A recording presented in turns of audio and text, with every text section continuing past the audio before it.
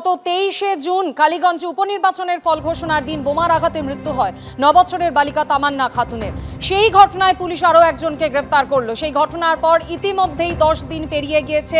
24 জনের নামে এফআইআর দায়ের করেছিল তামান্না খাতুনের পরিবার। সেই ঘটনায় পুলিশ আরও একজনকে গ্রেফতার করলো, কিন্তু এখনো পর্যন্ত 14 জন অধরা।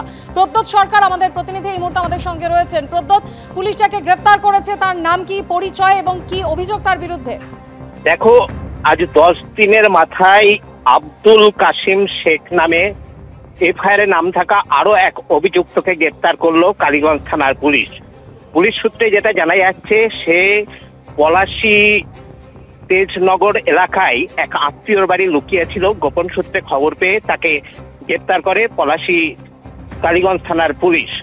আজ তাকে 3 দিনের পুলিশ রিমান্ড চেয়ে কৃষ্ণনগর জেলা আদালতে পাঠানো হবে। মাধুরী, ধন্যবাদ প্রদ্যোৎ। কালীগঞ্জের মোলান্ডিতে বোমার বলি 9 বছরের বালিকা তামান্না খাতুন। সেই ঘটনার পর 10 দিন পেরিয়ে গিয়েছে। তামান্নার পরিবারের তরফ থেকে 24 জনের নামে এফআইআর দায়ের করা হয়েছিল, যেখানে মোট ধৃতের সংখ্যা বেড়ে হলো 10, অর্থাৎ 14 জন এখনো অধরা। আর সেই ঘটনায় ন্যায় বিচারের দাবিতে এবার হাইকোর্টের দ্বারস্থ হলেন তামান্নার পরিবার।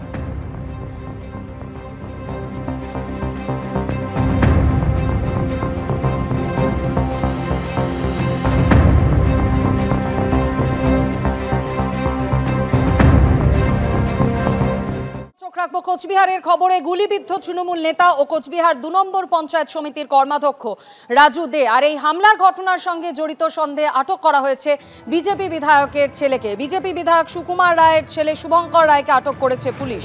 তৃণমূলের দাবি, গত রাতে বাড়ি ফেরার পথে তৃণমূল নেতার উপর হামলার ঘটনা হয়।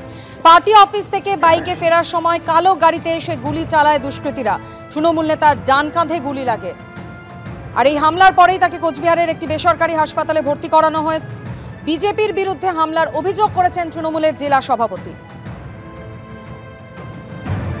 আজ থেকে কোচবিহারের বিভিন্ন অঞ্চলে প্রতিবাদ কর্মসূচি পালন করবে তৃণমূল। অভিযোগ অস্বীকার করেছে বিজেপি। তৃণমূলের গোষ্ঠীদ্বন্দ্বে গুলি চলেছে বলে অভিযোগ করেছেন বিজেপি বিধায়ক সুকুমার রায়। আমাদের পঞ্চায়েত সমিতির কর্মাধ্যক্ষ রাজু দেকে গুলি করেছে দুষ্কৃতীরা এবং তাকে প্রাণে হত্যা করারই চেষ্টা করেছিল।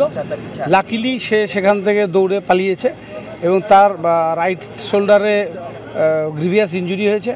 তার ওটি হলো এইমাত্র। এবং পুলিশ যে এলএস গাড়ি সেটাকে পুলিশ ধরেছে। একটি কালো রঙের স্করপিওতে দুষ্কৃতীরা এসেছিল।